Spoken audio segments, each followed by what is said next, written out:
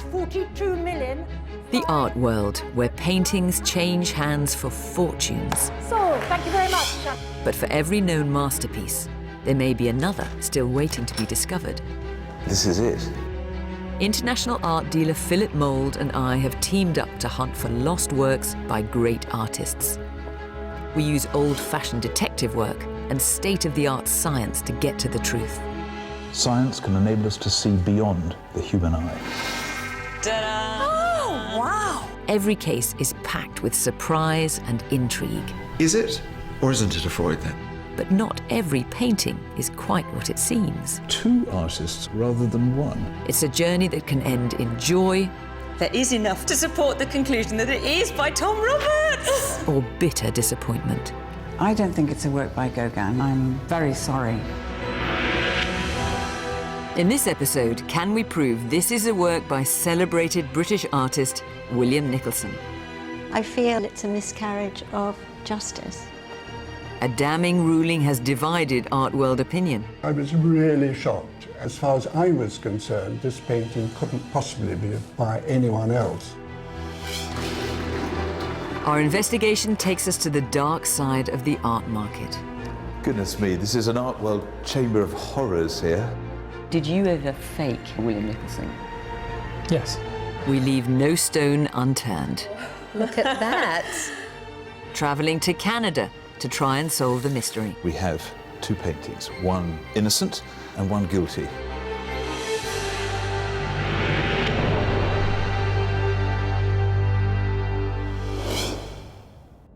We're beginning our investigation in London.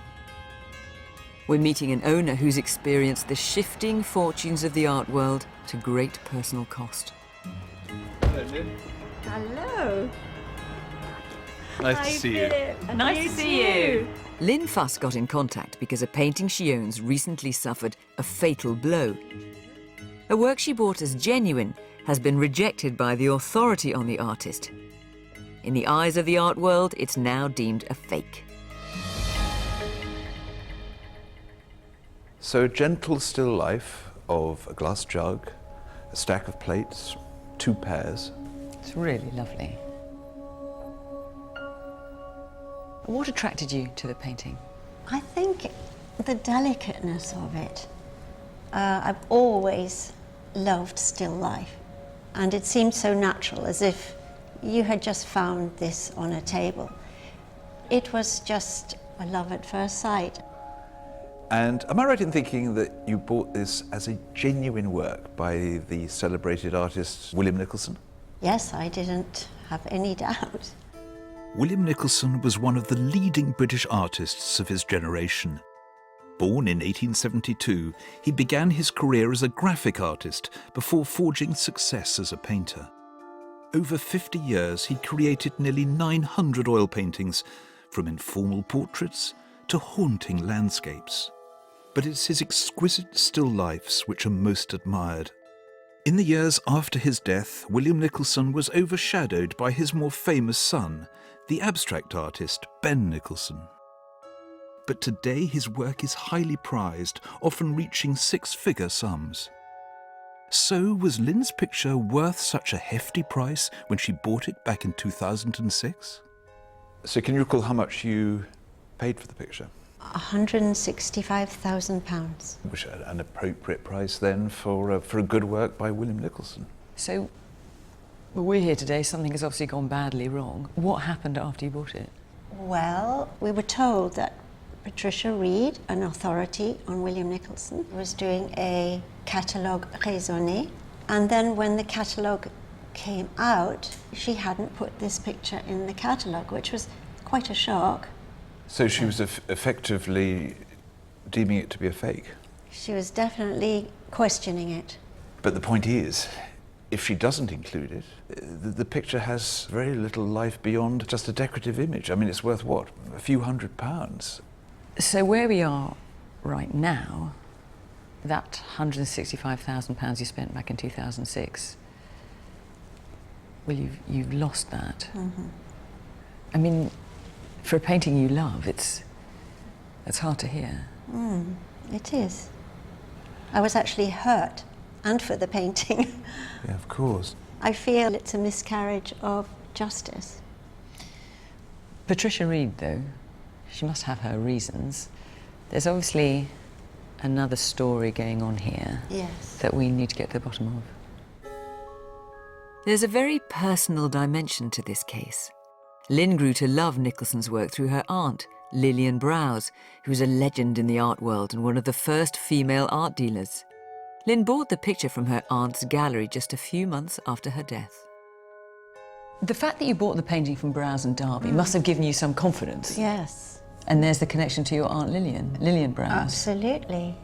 Because she had shown this picture in her own gallery. So she believed in it? She must have believed in it, yes. Lillian Browse was renowned for her knowledge of William Nicholson, having published the first catalogue raisonnee, the official list of all his known works, in 1956. Your aunt was considered the authority on William Nicholson. She wrote about him, she dealt in his paintings. There's now a new catalogue raisonnee, Right. and your painting's not in here. And what would Lillian make of it? I've thought that myself. I cannot imagine that she would be anything but upset or furious. I think she'd be insulted, actually. She'd have fought for the picture, do you think? Oh, yes, no doubt about that. But is this picture worth fighting for? I'm taking a closer look to assess the physical evidence. It feels as though I'm looking into the face of someone who's just been charged with a heinous crime. I mean, is this innocent? Or is it guilty? Is it guilty of being a fake? There are undoubtedly many characteristics of Nicholson in this painting, but equally, you could imagine how a faker would use those devices to trick the eye. Now take that scraped back paint. It's actually just the sort of thing that Nicholson did. In fact, he was known to have used a hairpin in order to be able to create this scarified effect. But a faker could do exactly the same. Those lovely daubs of thick white impasto, it's not beyond the wit of someone who wants to duplicate that appearance to be able to do that. Spade it on, let it dry. I mean, to me, this picture in many respects works. I think there's enough for us to try and prove that there has been a miscarriage of justice. But it's not going to be easy. This painting has been sent down very recently. And to be able to overturn a verdict like this is an uphill struggle.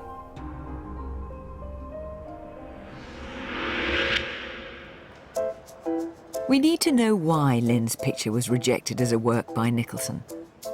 So I've come to Mayfair, the heart of London's art market. Lynn's aunt, Lillian Browse, was an art dealer here for over 50 years. Dubbed the Duchess of Cork Street, she was a doyenne of the art world. Her gallery, Browse and Derby, is still open for business, and I'm meeting her former partner, Will Derby, to find out why a painting their gallery sold suffered such a fall from grace. Fiona, that's a picture of Lillian, taken on her 80th birthday. She was quite a woman, wasn't she? She was absolutely formidable. She had terrific authority. She was the queen of William Nicholson, and she was a friend of the artist. Lillian Browse's catalogue was published 60 years ago, and one thing that's troubling me is that Lynn's picture is not listed. So can we be sure that she believed in it? This is Lillian's personal copy of the book, and over the years, as more paintings came to light, she added them in longhand. So she's added these in her handwriting? Yeah. To try and complete the catalogue? Yeah. And if you look here... Glass jug with pile of plates and 2 pears, circa 1936. So this is our painting here? Yeah. It's not another one that sounds like it. This is our painting? No, absolutely. Wow. Well, there it is. Yeah. So you must have been horrified then when Patricia Reed didn't Well, I include was those. shocked. I was really shocked because, as far as I was concerned, this painting couldn't possibly be by anyone else. Did Patricia Reed give you a reason why she wouldn't include it in the catalogue? She didn't like the handle on the jug or the rim of the jug, and she thought the plates were boringly painted. which I find astonishing. I rather like them actually. And what about provenance? Provenance was another factor. Prior to the early 70s, there's none that we know of. None at all?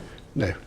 I have to be honest, the lack of provenance prior to the 1970s does bother me. But from that moment onwards, it has impeccable provenance, doesn't it? Yes, yes, absolutely. It's passed through some really reputable London galleries, and we have exhibited this painting twice. First of all in 1983. Yes, I can see it here, the glass jug. And then in 1990 we showed it again. There's no denying, though, that this is a serious body of work by Patricia Reed, isn't it? This isn't something that one can just dismiss. Oh, indeed. It's a very scholarly book, but it's incomplete. In your opinion? In my opinion. I particularly think this is one of his best. I think it's a strong painting. It's a shame Patricia doesn't share your view. Well, she may change her mind, who knows? Could an inauthentic work have been in circulation for 4 decades, passing through some of the most respected art galleries in London? The present authority on Nicholson seems to think so. At Philip's Gallery, we're getting to grips with the challenge ahead. So it's quite clear, talking to Will Darby, that the author of the catalogue raisonnee, Patricia Reed, has a fairly lengthy list of problems with Lynn's picture, from the handling of the paint to the depiction of the jug and the plates. And also, she points out that there is a painting in the National Gallery of Canada in Ottawa that has what she calls close and disquieting similarities to Lynn's picture. Yes, it is quite unusual for William Nicholson to repeat his own work. It's not unheard of, but it's unusual. So what I think she's saying is that this is basically a copy of the Ottawa picture. And if so, it's a copy with sinister intent because it's signed N. It's meant to be taken for work by Nicholson. And what doesn't help the cloud of suspicion hanging over Lynn's picture is that there is no provenance that goes back earlier than the 1970s. So I think this isn't going to be that straightforward. Doesn't sound it, does it? If Lynn's picture has any chance of being accepted as a genuine work by Nicholson, we have to address some serious stylistic concerns voiced by the authority on the artist. So I've come to the Fitzwilliam Museum in Cambridge. This impressive art gallery holds a fine selection of William Nicholson's oil paintings. You can see why Nicholson has earned his place as one of the most accomplished painters of the 20th century. For him, painting was a sensuous experience. He had a unique touch, a magical way of manipulating the paint to express light, texture, and mood. I'm keen to see if the brushstrokes in these genuine works are similar to those in Lynn's picture. This is a singularly lovely example of what he can do in still life. It's called Begonias. It was done in 1940 in his bedroom after dinner by lamplight. And the light suffuses the painting. It sort of marinates it in this wonderful hue that brings everything together. You've got that soft, tissuey quality of the petals of the begonias themselves, contrasting with the smooth, milled quality of the notebook next to them. And then there's that bottle reflecting in that fantastic way that he can do everything around him, but you feel also the fragile, brittle quality of the materials. But there's something else at work here, because not only is this a technical genius, this is someone who is a poet as well. And the way he's chosen these objects, these random domestic objects around him and put them together, has charged them with some sort of energy and meaning. And this is why he's so clever. So the question is, can one see in Lynn's painting some of the same characteristics? And my feelings are that there is an overlap, that there are similarities. I mean, we've got a long way to go, but I feel this is a comforting start. Next, we need to focus on the scientific investigation. Is there something buried within the painting itself that aroused suspicion and condemned it? Lynn has agreed to take her picture to the Courtauld Institute in London for forensic analysis. Professor Aviva Bernstock is one of the world's leading authorities in the scientific study of art. Her research could provide vital evidence to uncover whether Lynn's painting is a genuine work by Nicholson or an imposter by another hand. I mean, the problem, from my point of view, has been that we can't get a feel for it until we could get a closer look, and it seems to be almost hermetically sealed in this frame. Have you actually seen the back at all? No, Lynn? I have not seen the back. Well, I think it would be really interesting. Shall we open the frame? Would that be okay? Yes. Okay. Ah. Okay, I'm going to try and lift out this sheet. Yep. Okay. Ooh. Look at that. Well, it's fascinating. I can see a number. I can see a beautiful colour, green, red, as if some oil has been dropped here. A little label, a glass jug, it says, in beautiful writing. Very exciting. I mean, it looks as though it's properly been in a studio somewhere, doesn't it, some time ago. It's a pleasant surprise, wouldn't you agree? Yeah, absolutely. I was dreading seeing a blank piece of canvas or board. So the question is, whose handwriting is that? It would be good to use some imaging techniques, perhaps looking in infrared to see if we can read it more easily. At the back of this picture is splattered, a bit like a crime scene with clues. There surely must be some answers here.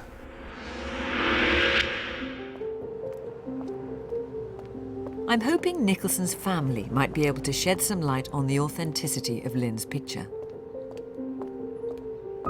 I've come to meet William Nicholson's grandson, Desmond Banks. Nice to see you. Come in. Thank you. He's inherited a treasure trove of material relating to his grandfather and has intimate insight into his works. Oh, wow. I love these woodcuts. You've got so many of them. And we've got Queen Victoria there.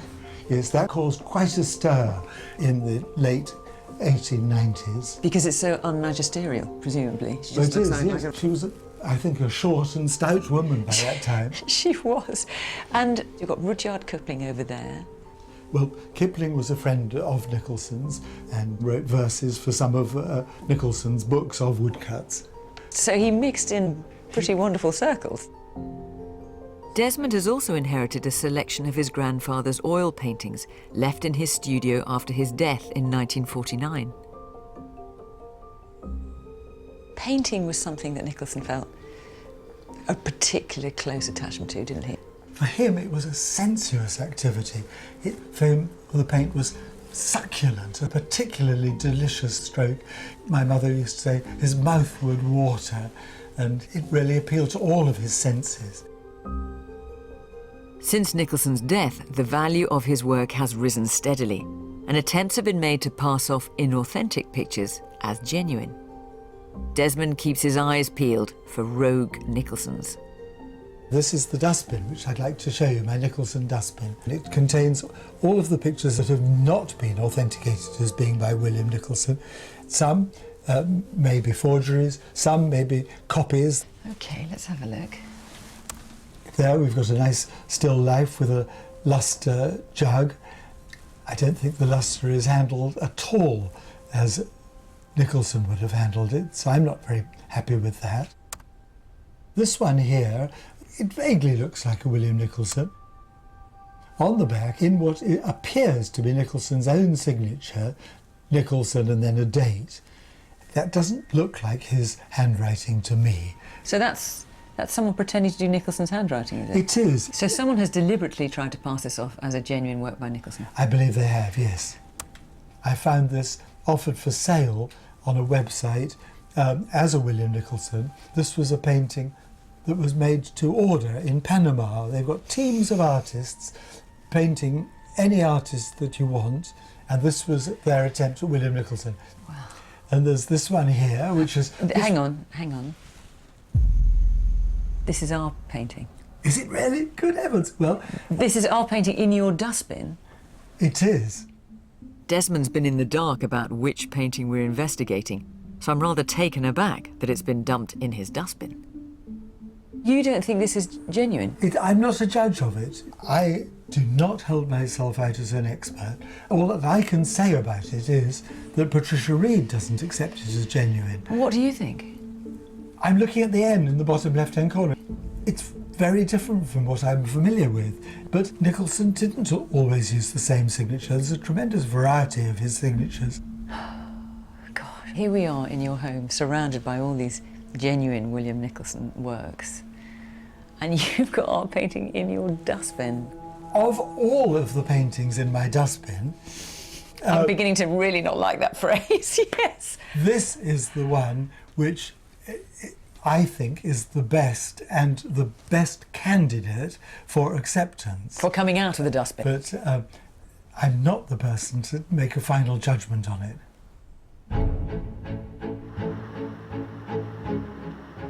I've hit the road on the trail of a unique piece of evidence that could help our investigation. I've come to Chartwell in Kent, home of Nicholson's most famous friend and pupil, Sir Winston Churchill. During the 1930s, Churchill was out of office, which left him free to pursue a passion far removed from politics: painting. Churchill sought help from the most celebrated artists of the day, but he said the person who taught me most about painting was William Nicholson. They painted side by side. Churchill was an eager student, and Nicholson only too happy to share his knowledge of techniques and pigments. And there's one artifact from their friendship that reveals much about Nicholson's methods. This is a really fascinating document. It's from the Churchill archive, and it's a catalogue of colours from a colourman, a paint supplier called Le Chartier Barbe. Le Chartier Barbe supplied none other than William Nicholson, Churchill's teacher. In fact, if one needs any clarification, it's on the back. Signed by William Nicholson, I have marked the colours I use. And if you start flicking through the book, he's marked them for Winston. So this is a catalogue, effectively, of William Nicholson's colours also. You can see this, therefore, as William Nicholson's cookery book, the ingredients for his paintings. Can I see the back of that one, to begin with? Back at Desmond's house, I'm also gathering evidence. Let me just take a picture of that, is that all right? He's agreed to let me have a closer look at his grandfather's paintings to see if I can find any clues that might link these genuine works to Lynn's picture. We're on the detective trail. Can I have a look at that one? Oh, there's lots on the back of here. So Le Chartier Barbe here.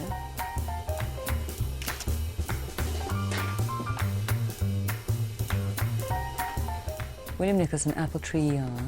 That's in his handwriting. Is it? Oh, I'd like to take a picture of that. In an old chest, there are precious relics. Nicholson's old clothes. Oh, I recognise these. Props from his paintings. Here's his painting smock. And look at all the holes. What a tatty thing it was. And digging deeper, we strike gold. Have a look at this. And this is his painting box that he used to take with him. Look at this. Oh my goodness, all his paints are here. That's them. I can't believe you still got this after all these years. I mean, his brush touched these pigments. Did his brush touch the pigments on our painting? Back at the gallery, we're gathering with Lynn to have a closer look at the technical images of the picture. So Lynn, this is an infrared image of the back, and in the middle of it appears to be the title, Glass Jug. I mean, what intrigues me about this is the handwriting. I thought about comparing that to the writing on the back of some of the known Nicholson paintings owned by his grandson. So here's the writing on one of those pictures. Now, this is definitely William Nicholson's handwriting. Can you see any similarities? Oh, definitely some. The yes. J here on Jug and the J on James's. Yes. I mean, it's not an awful lot to go on, but it doesn't look like a different hand. It looks like it could be similar. Yeah, but I don't want to rain on your parade, which you know I hate doing. Which you love doing. If I'm a faker, the first thing I do is get the handwriting right. Now, if we are going to make a case for this, we've got to find a lot more to compare it with.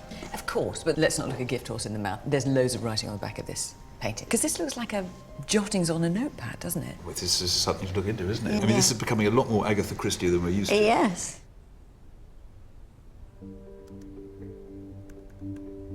I'm getting to work on the provenance of Lynn's picture. One of the major problems is that there's no record of the work before the mid-1970s. So I've been trying to dig deeper into its past, but I've stumbled across something that might be cause for concern. According to Browse and Darby, who sold the painting to Lynn, the painting first appears with the Hanover Gallery, which is another gallery in London. It closed in 1973, but a quick search online shows that its records are kept at the Tate. But these records come with a major health warning. It says before they were catalogued, some of these records were consulted by a man who subsequently faced criminal charges for producing false provenances for forged works of art. Now, I know this case. I know who they're talking about. And what we may have stumbled into here is one of the great art forgeries of the 20th century. The mastermind behind a massive art fraud has been convicted after a trial lasting 5 months. John Drew faked archive material to give forged pictures a bogus history. He'll be sentenced on Monday along with John Myatt, an artist who admitted conspiracy to defraud. A third man was acquitted. This was the crime that rocked the art world. Could Lynn's picture be caught up in it? We've come to a secret art store to meet the former head of the Art and Antique Squad, Dick Ellis. He was involved in the arrest of the conman John Drew, who corrupted archives with forged provenance in order to pass off hundreds of fakes painted by his accomplice, John Myatt.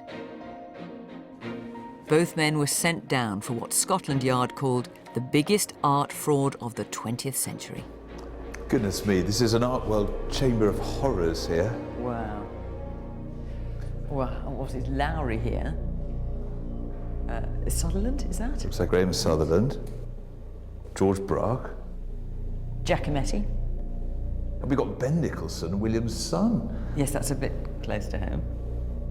The de Stael is very interesting because it shows John Myatt's technique. He used modern household emulsion mixed with a KY jelly to give it that texture of oil paint. So the paint you'd use on the wall, he'd create these fakes with that? Exactly. But even more audacious in their deception is the back of these fakes. Ah, 2 labels. These are almost cleverer than the front. Look, you've got the Solomon R. Guggenheim Museum, nice sort of, 50s looking text, and then the Willard Gallery. And both of them are slightly crumpled. So this is Drew faking these labels, sticking them on the back? Faking the labels, and I've got here some examples of the other forged provenance that was created for the Myatt paintings. So this is a fake receipt from the Hanover Gallery. And look, paintings by Vuillard, portrait by Giacometti. This is very convincing looking. Got Beaux-Arts Gallery receipts, paintings by Giacometti. We're not going to find any of your gallery receipts in here, are we, Philip? Shame on you. John Drew was brazen in his deception, infiltrating the archives of the big institutions, the Institute of Contemporary Art, the Victoria and Albert Museum, and the Tate Gallery, placing his forged documents among their records to pass off Myatt's fakes. This catalogue, purporting to be from the Hanover Gallery, is a fake Drew produced and swapped with the original catalogue in the National Art Library. Here is a photograph of this picture. Yeah. So he has legitimized this fake. And this particular picture was recovered from an eminent New York dealer who'd paid several hundreds of thousands of dollars for it. Ooh, ouch. I'm concerned to see several fake Ben Nicholsons, which makes me wonder if Myatt forged father as well as son. Has John Myatt ever painted a William Nicholson, do you know? I think only John Myatt can answer that question. With our investigation taking a sinister turn, I returned to the Courtauld Institute. I'm hoping Aviva can find some answers locked within the evidence Fiona and I gathered for her. Hello, Aviva. Hello. Well, I can see you've got enough to keep yourself busy here, and the paint box has arrived. It has, and it makes all the difference to the study of this painting. We can take samples from these tubes, because there's always bits of paint on the outside. I can analyse that to see whether they're similar to what was used in the picture. Excellent. And I've discovered one other exciting thing, and that is a palette fits in like this. And you see the painting, which is on the easel here, which is a commercially primed artist board, slots perfectly into this box. You see, it's exactly the right size. Yeah, it's a snug fit. It's a snug fit, but when it was closed, the back would be in contact with the palette, like that. And I think that explains why there are splodges of palette paint on the back of the actual support. I mean, that is an utterly brilliant suggestion. In fact, if you have a look at these images, they're the backs of other pictures that he made. You can see there are bits of paint on the back too. So Lynn's picture fits in Nicholson's box and shows the signs of a Nicholson way of treating them. It's beautifully neat. It is neat. I mean, of course it's a box made for artists, and lots of artists might have been doing exactly the same thing at this time, but it does seem like a very interesting coincidence. Aviva is taking samples from the tubes in Nicholson's paint box. She can compare these with the pigments in Lynn's picture to see if there are any similarities with those Nicholson used.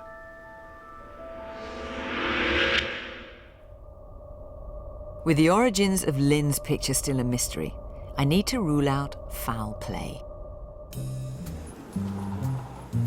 Could the forger John Myatt have had any hand in this work? Myatt served his time. Today, he's a successful artist in his own right. I've met him before, and he's always refused to reveal where his fake paintings ended up. But this time, I'm hoping he'll spill the beans. Hi, John. Fiona, hello. You have, of course, painted a lot of fakes in the past. Some of them are still out there? Yes. How many would you say? I believe about 120 are unaccounted for. So quite a lot. Quite a lot. And you've never said where they are? No. Why is that? I don't intend to. I think it would, this late in the day, it would just be taking money away from people who have invested funds in an item they thought was completely okay. And for me to come along and say it was by me, I think is, at this point, it is almost immoral. Well, the owner of the painting we're looking at is already out of pocket, to the tune of some £165,000. So I have to ask you, did you ever fake any paintings by William Nicholson? Yes. How many? One. Just one? Just one. Still life. Well, I'm going to show you the painting we're looking at. I want you to tell me if this is yours. There it is. Well, it's a lovely bit of work, I can tell you that. But it's definitely not by me. Phew! That is a relief. It's a lovely painting. You can tell by looking at this that it is of considerable age. I mean, it's not something that's been done in the last 10 minutes. Do you remember the painting that you did? Yes, I do actually. See, I'm going to start giving away things about the painting that I did paint. Well, all I want to know, mine was a ceramic jug. But this is not yours? That is absolutely, definitely, knife, fork, spoon and mug. It is not by me. Well, Lynn, who owns this painting, will be very pleased to hear that.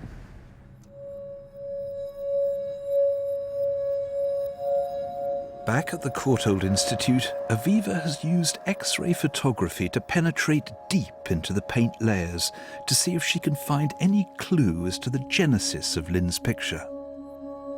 And she's found something quite unexpected. How extraordinary. It looks like a vase of flowers. Absolutely, and it's one of the clearest X-rays of an underlying painting that I've seen for a long time. Isn't that terrific? I think the board that it was originally painted on has been scraped, and then another image has been put on top. And you can see those scrape marks here in the X-ray. There are a lot of them. quite a lot of artists reuse their supports, either from economic necessity or for other reasons. And this is certainly an example of that.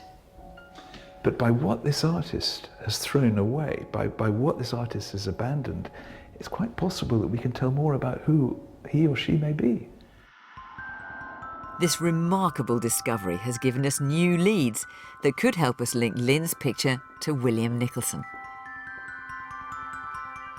We x-rayed your painting and found this beneath. Oh my goodness. What do you think that is? Flowers, freesias. Freesias it is, and freesias is something to which Nicholson returned time and time again, and catalogued Oh my gosh. by Patricia Reed in the catalogue raisonnee are a number of works of freesias. Oh my goodness. That is an exciting surprise. Intriguingly, in addition to the 5 freesia paintings identified in the catalogue raisonnee, a 6th is listed as lost. We know Nicholson painted it because it's mentioned in a letter to Countess Spencer, the grandmother of Princess Diana, while he was making plans to paint a family portrait. Here's the letter, dated 1930. And he's apologising for not being able to come along that weekend. He says, "May I come next weekend?" But the best line is at the end. He says, "I am finishing the freesias." Now the question is that the image that lies beneath your picture? Goodness. Could it be yours? Yes, it could. So what we might do is solve 2 mysteries at once here. Is your painting by William Nicholson? And is the painting underneath the lost William Nicholson of freesias? That is incredible, I have to say. I would never, ever thought you'd got something like that to bring me. Back on the provenance trail, I've been searching for any record of who owned Lynn's picture before the mid-70s. We've identified that a label on the back belongs to a leading Mayfair gallery called Reed and Lefebvre, one of several the picture passed through. The gallery now operates as Lefebvre Fine Art, and they've agreed on this occasion to look back into their records. I'm heading to see Lynn with some exciting news. Lynn, the reason I've come to see you today is I've now found out who owned your picture before 1976. Before 76, okay. Right? Yeah. So it's this man, George Prince. Now, he was a diamond broker. Right. And he was a wealthy man. He lived in this house in Hampstead in North London. It looks like a Hampstead house. Later inhabited by none other than George Michael, just for a bit of interest. And in this house, when George Prince lived there, we know from sales records that he had an extensive art collection. Picasso, Renoir, Bonnard, Vuillard, and of course Nicholson. And he was collecting art from the mid-1930s to the mid-1950s. So I think it's safe to assume that he would have bought your painting somewhere in that period. Goodness. He doesn't sound like the kind of man who'd have been duped by a fake, does he? I was thinking about that. No, he doesn't. The obvious question now, Lynn, is who did George Prince buy the painting from? I mean, maybe he bought it from Nicholson, who knows? But that's the one thing I haven't been able to find out. Where did George Prince buy the picture? I can't take it back any further. You can't take it back further. We have the makings of a promising case, but we've just received some information from Patricia Reed that raises some serious questions.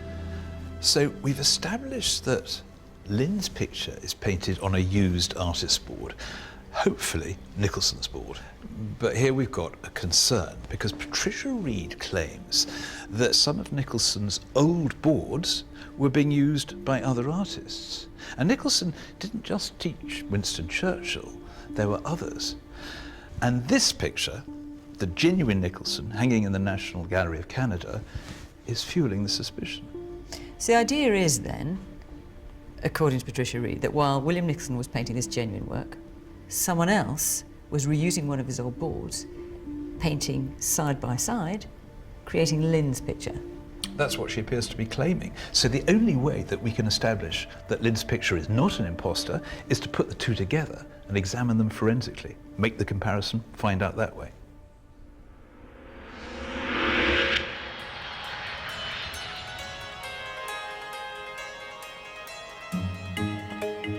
Aviva and I have flown across the pond to Ottawa. We're hoping to find out once and for all if Lynn's picture is a rogue version of a genuine work that is held in the National Gallery of Canada. This is a world-class gallery with an impressive collection. It holds some of the biggest names in British art, including several works by William Nicholson. We're meeting Director of Conservation, Stephen Gritt. Hi. Hello. Very nice to meet you. Welcome, welcome. This is my studio. Come on in. He's agreed to let us take a closer look at the genuine work that's aroused such suspicion around Lynn's picture. So, finally, we got the two works together. One, a fully authentic work by Nicholson, and then Lynn's picture. Patricia Reed believes this to be by another hand. I mean, at first glance, they're very similar, aren't they? But yours, Stephen, is more abstract, both in the colours and also the lines. That's quite right. It's widely regarded as his most abstracted painting. He's really flattening the space. Yeah, and it's particularly true of the pears, isn't it? They're very flat and they have quite a puzzling shape, so he's experimenting here. Although you're absolutely right, this is more abstract than this version, there are some quite close similarities that really stand out. It's really the way that the shadows have been done. The background is drawn over in both cases in an identical way. And then there's also the application of this white impasto, which is very specific and very textured in exactly the same way in both pictures. That's quite striking. It sort of looks almost sculptural, doesn't it? So I'm really interested in looking at the signature mark, the monogram, which in my painting is this characteristic, slightly curlicued, leaning over N, and your N is a little bit different. Yeah, it's an upright N with dots around it. I have to say, it is quite distinctly different. These differences in signature could be cause for concern. So back in London, Lynn and I are heading to the Tate archives. Handwriting analyst Adam Brand has been studying the collection of Nicholson's letters held here, as well as the monograms on his works. So Adam, let's start with the N on the front. Right. What have you been able to make of that? The thing that's interesting about this is it's got an up and a down and an up, and it looks as if a little extra leg has been added. If you look at the other N's, they tend to have quite a lot of fluency. Do you see that? Yes. Do you see also that they tend to have more of a right slant? Yes. So that looks like a bit of a worry then. It's not a total concern because actually you can see some paintings where that slant is upright. So though I have some concerns about the N, it's not completely dismissed as being not his. Back in Ottawa, we're also taking a closer look at that N. Stephen has pointed out that during the 1930s, Nicholson began adding a uniquely personal touch to his monogram.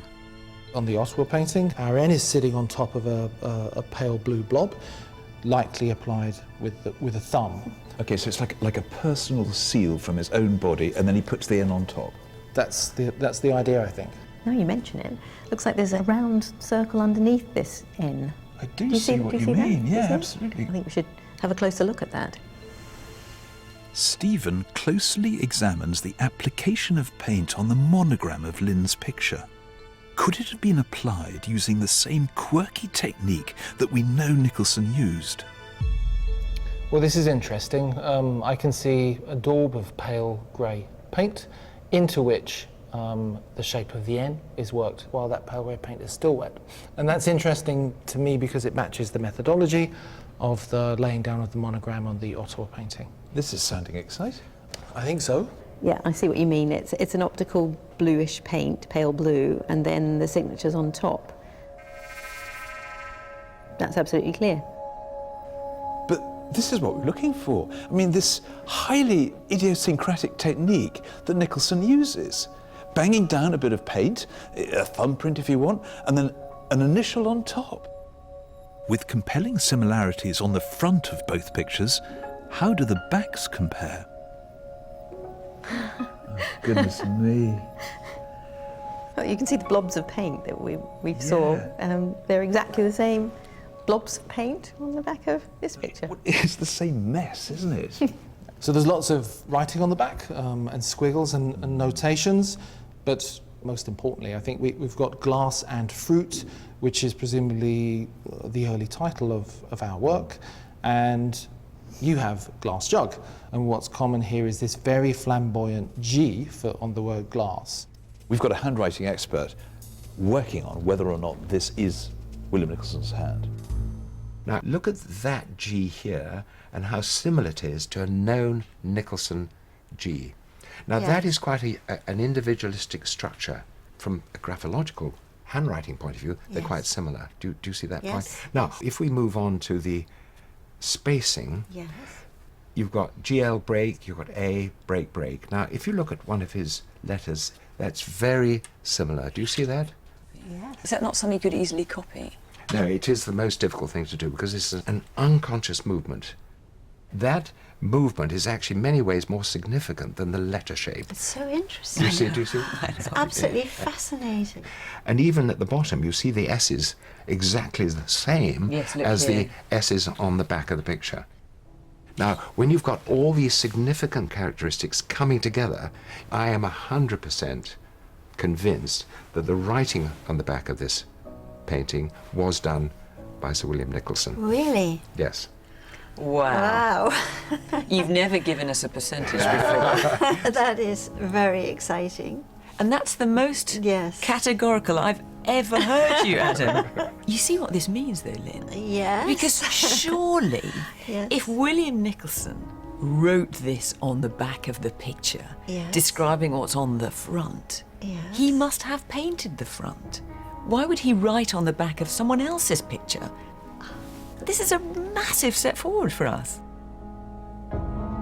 With the handwriting authenticated as Nicholson's, this gives huge weight to what's actually written. And a hastily scribbled note could help us date Lynn's picture. Do you remember this pad win with the numbers? Yes. We thought it might be a railway timetable. Yes. We sent our researcher to the National Railway Museum in York, and he spent 2 days going through years and years of railway timetables. Somebody fastidious. And what we found is that between September 1931 and September 1939, there is a train that left from Paddington, and there's the time, 9:20. And this Windsor. And here we go, 3:32 on the painting, 3:32 on the timetable. There it is. But this, again, you believe is Nicholson's handwriting, don't you? Yes, indeed, yeah. 100%. 100%. And now this timetable changed after September 39 because of the outbreak of war. So what we can be sure about is that this was written on the back of this picture between September 1931 and September 1939. I've got goosebumps now. So we can date the back of the board to well within Nicholson's lifetime. In fact, to the same period as he painted the Ottawa picture, which is dated to around 1938. But handwriting alone won't be enough to prove the authenticity of Lynn's picture. It's what's on the front that matters most. We need to compare the pigments used to paint the genuine Nicholson with those in Lynn's picture. Scientists at the Canadian Conservation Institute, a leading art research facility, have agreed to conduct rigorous analysis. Minute paint samples, 1,000th the size of a grain of sand, are run through a series of analytical processes which can identify the precise chemical properties of the pigments. The results can be compared with Aviva's analysis of Lynn's picture. If the materials are wildly different, then it's much less likely to be the work of Nicholson. Back at Stephen's studio, The results are coming in. Well, as it stands, we have two pictures, one of them innocent, the other guilty. Now, have you discovered anything that might help Lynn's picture? Well, I'll show you. Here we are. Goodness me, I mean, it's a row of yeses, a glowing school report. What this shows is that there are a number of pigments that were used in common for both pictures. So every one of those pigments that you have found in the Ottawa picture, you found in Lynn's. That's right. And I've also found that the pigments in both pictures are closely similar to the tubes of paint in Nicholson's paint box. Although it's possible to argue that manufactured pigments can be used by anyone, there are such close similarities for so many pigments used here that it would seem unlikely. But beyond that, the technique used for the pictures is closely similar too. The way the paint's actually applied really is so specific and so similar that it would be very, very hard to imitate that, in my opinion. What do you think, Stephen? I think the results are really good and really clear, and there are so many compelling similarities that the inescapable conclusion really is that the Ottawa painting's by Nicholson and Lynn's painting is by Nicholson. So the only way that Lynn's painting could not be by Nicholson is if someone had got hold of one of Nicholson's old artist boards, had done the same subject using exactly the same paints, exactly the same pigments, and then got Nicholson to inscribe it on the back, glass jug.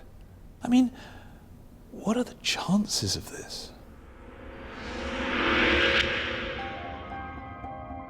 Back in London, we've sent our dossier of evidence to the author of the catalogue raisonnee, and we're waiting for a decision. I think our evidence is really strong. I mean, just think what we've got. A handwriting expert who believes 100% that the writing on the back is by William Nicholson, including those words, glass jug. And then thanks to old train timetables, we can date some of that writing between 1931 and 1939, which is the right period for our picture. As for the provenance, we've taken it further back from the mid-1970s to George Prince, diamond broker, serious art collector. What we haven't done, though, is take it further back still to William Nicholson himself. So that is a gap, and that's a worry. This has to be one of the most convincing technical investigations that we've done on a picture. We know that beneath the surface lies a painting of Fresia's. We know that Nicholson painted Fresia's. We know that the paint is the same as that that's found in his paint box, and also in the genuine work at Ottawa. Now surely we have done enough to erase the stain on this painting. Patricia Reed declined our invitation to deliver the verdict in person, so she sent her decision by letter. Lynn is on her way to the gallery, and we're all about to discover whether or not her painting has been accepted as a genuine work by William Nicholson. Hello. Hello, Lynn. Hi, Lynn, how are you doing? A little bit anxious today. I can see that. Yeah. Well, I mean, Yeah. we're pretty anxious as well, to be honest. Definitely. So as it stands, your painting, which you bought for £165,000, is not accepted as a William Nicholson, and you may well have lost that money. I mean, just remind us what's at stake, Philip. Well, if we could re-establish this as an authentic work by William Nicholson, it would be a great gain for art history, and the price consequence of that would be that, well, it would be worth what you paid for it and some. It could be worth a couple of £100,000. But as a non-Nicholson, you know, a few hundred, isn't it? It's hard not to wince when you hear that, but I know it's much more to you than just about the money, isn't it? It really is. It's an emotional situation for me. I feel for the picture. It was a painter I was introduced to by Lillian. You know, it's been through her gallery. Because Aunt Lillian absolutely believed this was a William Nicholson. Oh my gosh, yes. So it's justice for her as well, isn't it? Yes, absolutely, yes. Well, this is the moment when we'll find out if your painting will go into the catalogue raisonnee or not. And we don't know what's in here, no more than you do. Open it up quickly. You ready? Come on then.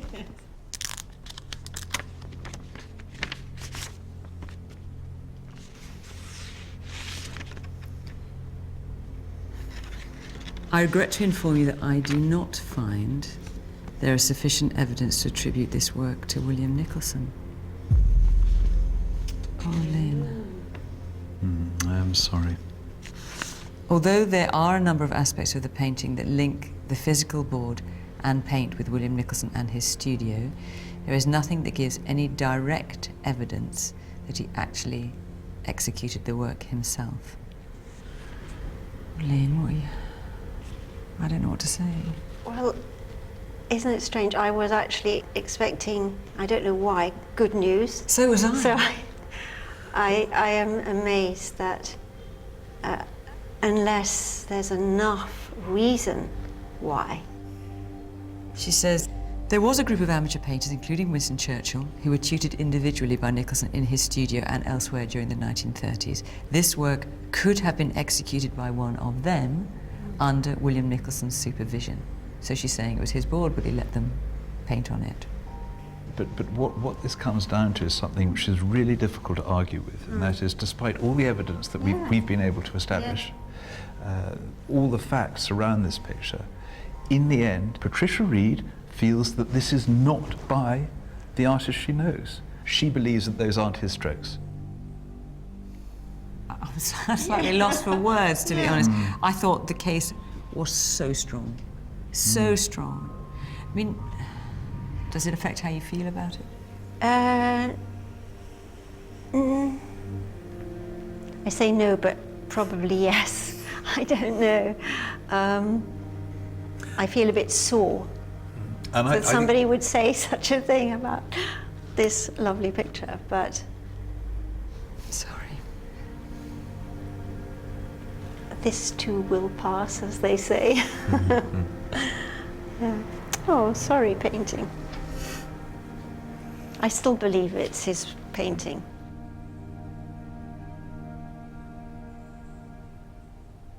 I'm shocked. I'm genuinely shocked by that verdict. I didn't expect it. I mean, ultimately, of course, it is up to Patricia Reed.